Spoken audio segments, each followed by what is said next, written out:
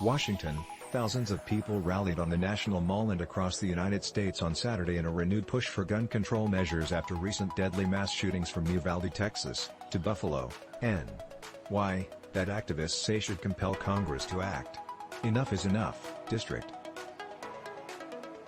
I speak as a mayor, a mom, and I speak for millions of Americans and America's mayors who are demanding that Congress do its job.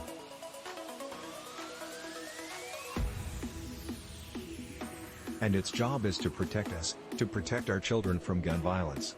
Speaker after speaker in Washington called on senators, who are seen as a major impediment to legislation, to act or face being voted out of office, especially given the shock to the nation's conscience after 19 children and TW.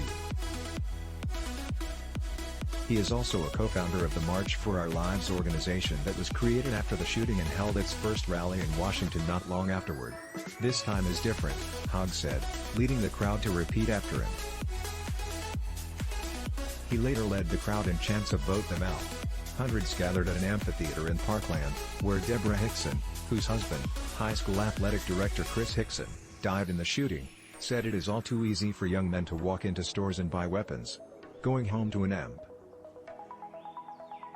We weren't done making memories, sharing dreams and living life together.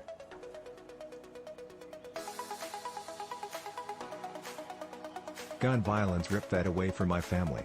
President Joe Biden, who was in California when the Washington rally began, said his message to the demonstrators was keep marching, adding that he is mildly optimistic about legislative negotiations to address gun violence. Biden recently delivered an impassioned address to the nation in which he called for several steps, including raising the age limit for buying assault-style weapons.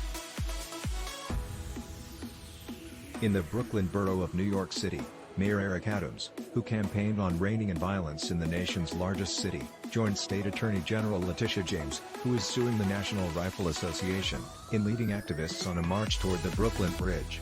Nothing happens in T. Despite rain in the nation's capital, thousands arrived on the monument grounds well before the rally began, holding up signs, including one that said "Children aren't replaceable, senators are."